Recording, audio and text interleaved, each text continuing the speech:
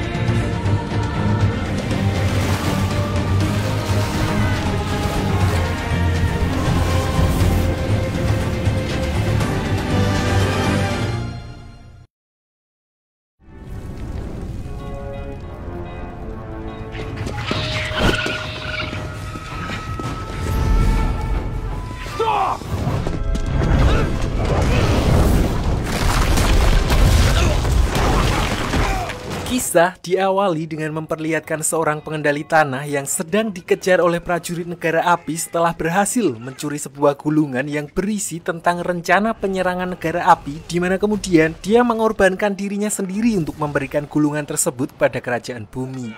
Oh no!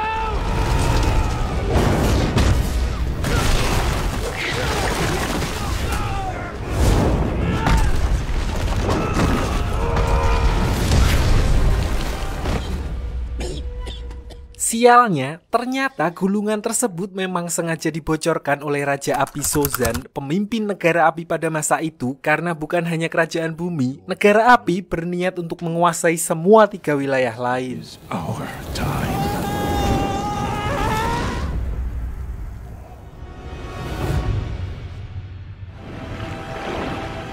Water, fire, earth, air. Sedikit sejarah mengenai Avatar, di mana di sini dunia terbagi menjadi 4 wilayah dengan masing-masing kemampuan para penduduknya, yaitu pengendali tanah, air, api, angin, dan yang terkuat di antara semuanya yaitu pengendali anggaran. Di mana kedamaian antara 4 wilayah tersebut dijaga oleh seorang avatar, yaitu satu orang yang overpower karena menguasai 4 elemen sekaligus. Lalu ketika seorang avatar meninggal, rohnya akan terlahir kembali dalam siklus reinkarnasi, dan semenjak kematian avatar terakhir, avatar yang baru yang dijadwalkan akan terlahir dari kaum pengendali udara tidak juga muncul, sehingga Raja Api Sozan berniat memanfaatkan ketidaksiapan avatar tersebut dengan menyerang seluruh kuil pengendali udara. Which is why we have to kill them all. Di sisi lain, kisah akan berfokus kepada seorang bocah pengendali udara muda yang paling berbakat dalam sejarah bernama Aan, Aang, di mana dia adalah penerus avatar selanjutnya walaupun dia belum diberitahu karena masih belum cukup dewasa. Namun setelah para dewan mendengar urgensi dan rumor kalau negara api akan menyerang, gurunya pun akhirnya menjelaskan hal itu kepada Aang, dan mendengar berita tersebut, semua beban dan tanggung jawab yang akan diterimanya, seorang bocah 12 tahun yang seharusnya menikmati bebas bermain petak umpet, top up FF dan main bola, dia pun justru berniat untuk melarikan diri dari kewajiban itu bersama banteng terbangnya yang bernama Appa. Yip yip.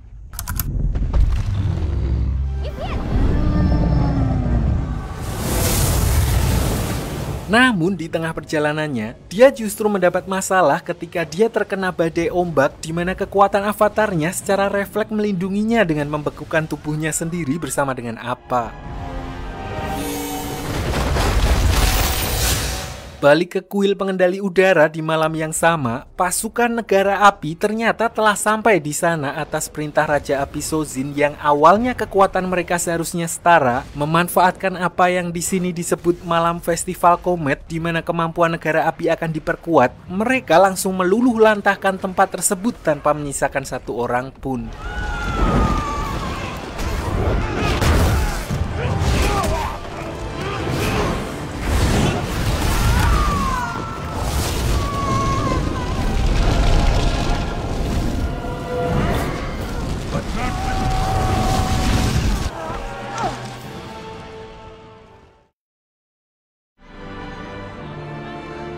Scene lalu berpindah ke sebuah wilayah di suku air selatan, tempat di mana semua daratan tertutup oleh salju, tidak ada warung Madura ataupun mixue. Diperlihatkan seorang mbak-mbak yang bernama Katara yang sedang melatih jurus pengendali airnya tipis-tipis. Selain itu, Katara tinggal bersama kakaknya yang bernama Sokka yang sama sekali tidak bisa dijadikan panutan karena tingkahnya yang konyol dan sering gerusa-gerusu dalam melakukan tindakan. Namun di sisi lain, dia merupakan kakak bertanggung jawab yang selalu melindungi adiknya dan dipaksa untuk menjadi dewasa setelah kehilangan kedua orang tuanya. Katara!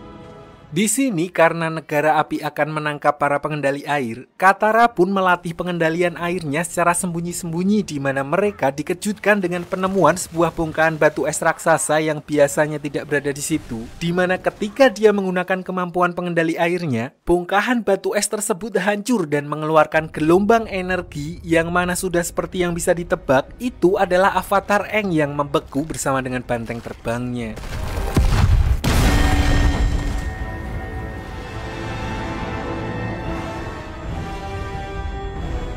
Di waktu yang bersamaan, seorang pangeran dari negara api yang bernama Zuko yang juga melihat hal itu pun kemudian mengklaim kalau cahaya tersebut merupakan tanda munculnya seorang avatar. Namun di sini pamannya yang bernama Paman Iroh, seorang kakek-kakek mantan jenderal yang santai dan terlihat kekanak-kanakan, tapi justru orang seperti inilah yang merasakan asam garam kehidupan dan berpura-pura konyol untuk menyembunyikan kesedihannya. Dia menganggap bahwa cahaya itu hanyalah lampu sokle yang biasa ada di pasar malam.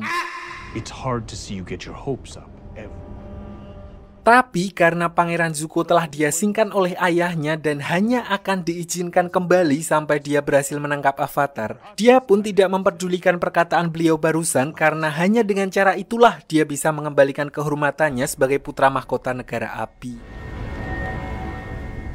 Finally. Sementara itu, Katara memutuskan untuk membawa Aang pulang ke desanya dan sesampainya di sana, neneknya adalah satu-satunya orang yang mengenali kalau Aang merupakan pengendali udara. Pernyataan itu pun sempat mengundang perdebatan karena sejauh yang mereka ketahui, pengendali udara telah dinyatakan punah. It's impossible. They don't exist anymore. This is an airbender.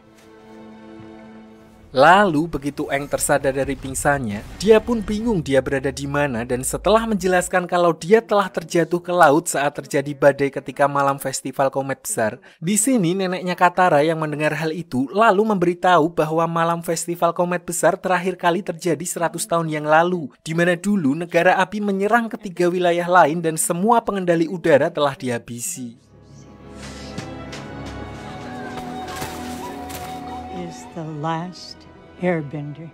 Dari sinilah Aang baru menyadari kalau dia telah terjebak di dalam kubah es selama 100 tahun dan itu artinya umurnya telah lebih dari 112 tahun. Walaupun telah berumur 1 abad lebih, namun karena rutin totok wajah di salon Pak Hendra, Aang masih seperti bocil pada umumnya, begitu juga dengan tingkahnya. Tapi satu hal yang pasti, Aang merupakan pengendali udara terakhir dan sekaligus seorang avatar di mana kenyataan itu kembali membuat Aang merasa sangat terpukul, terlebih dia baru menyadari telah kehilangan semua keluarganya.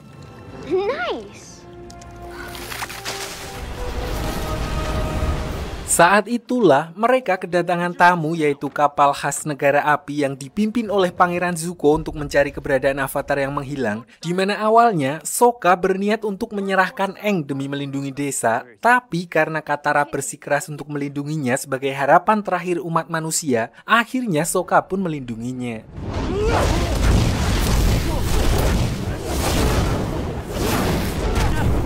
Namun, kekuatan negara api pun tidak main-main di mana ketika Pangeran Zuko memerintahkan pasukannya untuk menghancurkan desa tersebut, Aang yang merasa bersalah, dia pun memutuskan untuk menyerahkan diri demi keselamatan warga desa di mana Katara dan Sokka yang melihat pengorbanan Aang demi melindungi desa mereka pun lalu membulatkan tekad untuk menyelamatkan bocah tua tersebut. Let's go save that weird kid. Di dalam penjara, Aang sempat ngobrol dengan Paman Iroh yang menemuinya, satu-satunya orang dari negara api yang bersikap hormat kepadanya, di mana Aang memanfaatkan hal itu dengan mencuri kunci penjara menggunakan kemampuan pengendali udaranya. Dia juga sempat mengambil buku sejarah tentang para avatar terdahulu milik Pangeran Zuko sebelum akhirnya melarikan diri dari kapal tersebut. Walaupun serangan Zuko sempat berhasil mengenai tongkat terbangnya, beruntung Sokka dan Katara bersama Appa muncul tepat